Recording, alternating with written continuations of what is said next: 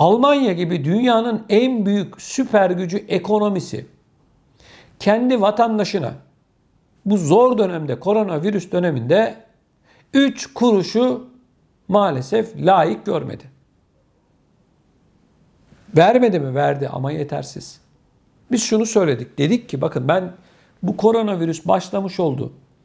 Mart 2020 tarihinden bu kapanmaların başlamış olduğu Mart 2020 tarihinden beri şunu söylüyorum. Diyorum ki ilk zamanlar şunu söyledim.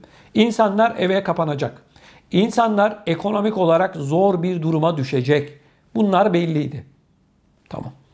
Peki bu insanlar ne yiyecek, ne içecekler? Biz bu insanlara daha fazla katkı vermeliyiz. Çocuğu olan ailelere, aile başına şunu söyledik biz. Özellikle 2020'nin sonlarına doğru şunu söyledik. Dedik ki yıl sonuna kadar çocuğu olan her aileye hiç olmazsa 500 euro çocuk parası artı olarak verilsin dedik. Şimdi birileri şunu söylüyor. Diyor ki atma 500 euroyu nereden getireceksin?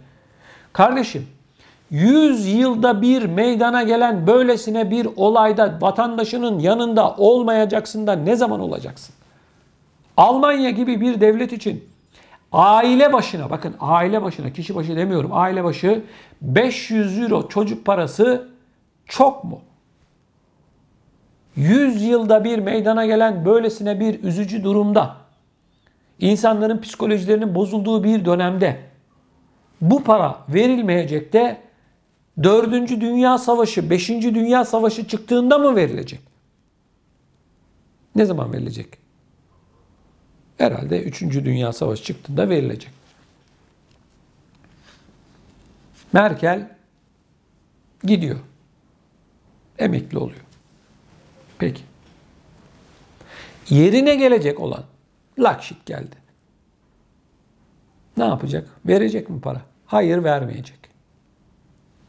Almanya'da hiçbir devlet başkanı, hiçbir şansölye, başbakan hiçbir şekilde bu sistemi bozamaz. Onun için yeni hükümette, yeni başbakanda Almanya'da yaşayan vatandaşlarımızın çok bir umudu falan olmasın. Olay belli. Şimdi bu Laschet seçimleri alabilmek için Türklere böyle gülücükler atıyor.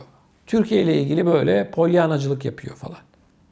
Politikaları değişecek mi? Hayır, değişmeyecek. Bunlar bizim Türklerden, Avrupa'da yaşayan, Almanya'da yaşayan Türklerden oyu almanın peşindeler. Oyu alacaklar. Sonra diyecekler ki sen sağ ben selamet, Allah'a emanet ol diyecekler. Hadi eyvallah biz bildiğimizi okuyacağız. Biz bildiğimizi okuyacağız diyecekler. Seçimler var. Hiçbir şey değişmeyecek. 26 Eylül'den sonra göreceğiz bakalım Almanya'da neler olacak. Hiçbir şey olmayacak. Evet değerli izleyicilerimiz, maalesef tablo bu.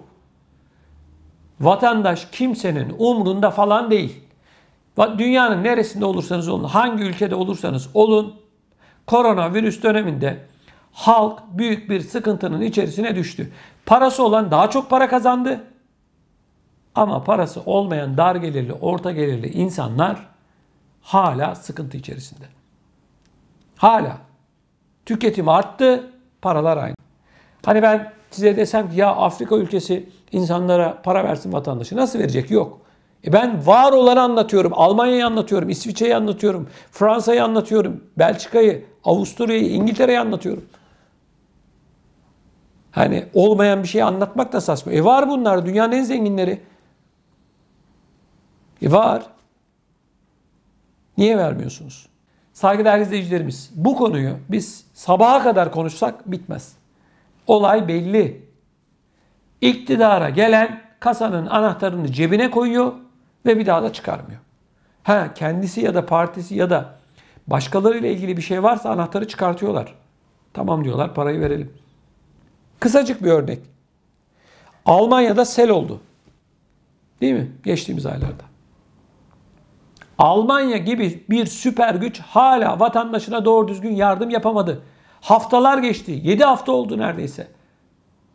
Elektrikler tamamen o bölgelerde doğru düzgün çalışmıyor. Kanalizasyonlar patlak. 7 hafta vatandaşın Evinde hiçbir şey yok. Darmaduman olmuş. Evini kendi imkanlarıyla temizliyor. Hani kardeşim? Şimdi Merkel açıklama yaptı. Biz dedi hasar görenlerin %70'ini tazmin edeceğiz dedi. %30'u da sigortadan alabilirler dedi. Hani kardeşim ne zaman? 7 haftadır. Belli değil mi hasar görenler? Yani arkadaşlar gerçekten söyleyecek çok söz var ama hani bir laf var ya, yerim dar yani. Bu konuyla ilgili neler düşünüyorsunuz? Lütfen siz de bu videonun altına yorum olarak yazmanızı rica ediyorum. Bu arada değerli izleyicilerimiz, sizden ricamız şu. Eğer videolarımızı beğeniyorsanız mutlaka like yapın, beğenin. Rica ediyoruz sizlerden. Eğer hala abone olmadıysanız mutlak surette Emekli TV'ye abone olmanızı rica ediyorum. Bu arada güzel bir haber vereyim. Bizim için de sizler için de. Şu an yurt dışında yaşayan Türklerin en çok izlemiş olduğu haber kanalı Emekli TV arkadaşlar. Ben bize katkı sunan tüm izleyicilerime çok çok teşekkür ediyorum. Dünyanın neresi olursa olsun, Avustralya, Kanada, Amerika Birleşik Devletleri, Almanya, Fransa, Avrupa'nın her noktası, Afrika, Güney Afrika, Arap coğrafyası, Suudi Arabistan'dan Katar'a kadar dünyanın her noktasında nerede Türkçe konuşan varsa bizi izliyor. Şu anda yurt dışında yaşayan Türklerin en çok izlemiş olduğu haber kanalı, YouTube kanalı Emekli TV. Çok çok teşekkür ediyorum. Saygıdeğer izleyicilerimiz, koronavirüs malum olduğu üzere Avrupa'nın, dünyanın her noktasında ekonomiyi ciddi anlamda etkilemeye devam ediyor. Almanya ile ilgili bir son dakika açıklaması geldi. Bunu hemen sizlerle paylaşacağım. Güzel bir haber. Almanya'da koronavirüs kısa süreli çalışanların sayısı Ağustos'ta salgının başlangıcından bu yana ilk kez 1 milyon kişinin altına düştü. Yani değerli izleyicilerimiz, yavaş yavaş ekonominin çarkları hızlanıyor. İnsanlar normal çalışma programlarına, tam gün çalışma programlarına geçiyorlar. Merkezi Münih'te bulunan Ekonomi Araştırma Enstitüsü, Ağustos ayına ilişkin 9.000 şirketle yapılan Almanya kısa çalışma iş anketinin sonuçlarını açıkladı. Buna göre Temmuz'da 1.06 milyon olan kısa çalışma sayısı Ağustos'ta 688 bine düştü. Böylece Covid-19 salgını nedeniyle kısa süreli çalışanların sayısı Ağustos'ta salgın başlangıcından bu yana ilk kez 1 milyonun altına düşmüş oldu. Temmuz'da %3.2 olan kısa süreli çalışarak sosyal sigorta primine tabi tüm çalışanların payı ise Ağustos'ta %2'ye düştü. Bu anketi yapan uzmanlardan Stefan Saur konuya ilişkin değerlendirmesinde Ağustos ayında ekonominin neredeyse tüm sektörlerinde kısa süreli çalışmada düşüş yaşandı. Covid-19 krizinin başlangıcından bu yana ilk kez kısa süreli çalışan insan sayısı 1 milyonun altına düştü dedi.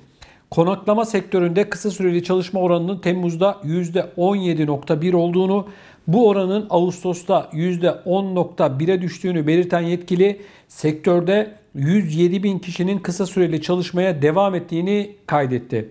Almanya'da Covid-19'un ilk dalgasının yaşandığı Mayıs 2020'de 5.7 milyon kişi kısa süreli çalışmak zorunda kalmıştı. Değerli izleyicilerimiz, şunu söylememizde bir fayda var. Ekonomiler, hem devletlerin ekonomileri hem insanların, vatandaşların ekonomileri en az 3 yıl sonra 2019'un seviyesine gelebilecek. En az 3 yıl. İyimser rakamla söylüyorum. Bu gelişmiş ülkeler için geçerli. Çünkü bu işletmelerin, bu iş yerlerinin eski performansına, eski gücüne kavuşabilmesi ciddi bir zaman gerekiyor. Bakın, Almanya otomotiv sanayi alanında dünyada 3. ülke. 1. Amerika Birleşik Devletleri, 2. Çin, 3. Almanya. Otomotiv sektörü Almanya'nın bel kemiği. Hala fabrikalarda tam kapasite çalışılamıyor. Parça eksikliği var. Son zamanlarda özellikle bazı çiplerde ciddi sıkıntılar yaşanıyor. Hatta bazı firmaların üretimlerini %10'lara, %20'lere düşürdüğü yönünde de haberler alıyoruz. Talep olmasına rağmen, insanlar araba almak istemesine rağmen. Maalesef vatandaşın bütçesi de bu içinde bulunduğumuz koronavirüs döneminde çok büyük yara aldı. İnsanlar daha fazla tüketti, daha fazla fatura ödemek zorunda kaldı. Her şeyin fiyatı %20, %30 arttı. Yani Almanya'dan örnek vermek gerekirse ucuz market olarak bilinen bir Aldi'yi bile şu anda ucuz market olarak tarif edemiyoruz. Ucuzluk diye bir şey kalmadı arkadaşlar. Bak, ucuzluk yok. Bitti. Fiyatlar özellikle gıda ürünlerinde son bir yıl içerisinde en az %20 arttı. En az. Tekstil deseniz yine aynı. Yani sözün özü şu arkadaşlar. Hem devletlerin ekonomileri hem de insanların ekonomileri sarsılmaya devam ediyor. Bunun yanı sıra bazı fırsatçılar da dünyanın her noktasında olduğu gibi Almanya'da da, Avrupa'da da, Türkiye'de de çıktı. Koronadan dolayı fiyatlar yükseldi diye bir moda var şu anda. Adam bahçede maydanoz ekiyor. Maydanozu bile utanmasa diyecek ki yurt dışından geliyor. Fiyatlar bunun da arttı. Nitekim fiyatlar onların da arttı da. Yani böyle fırsatçılar doğdu. İnsanların maaşları aynı, gelirleri aynı ama baktığımızda bu tür fırsatçılar var. Şimdi ALD Lüks dedik. Bakın Türkiye'den BİM, A101, Şok. Türkiye'nin en ucuz marketleri olarak bilinirdi.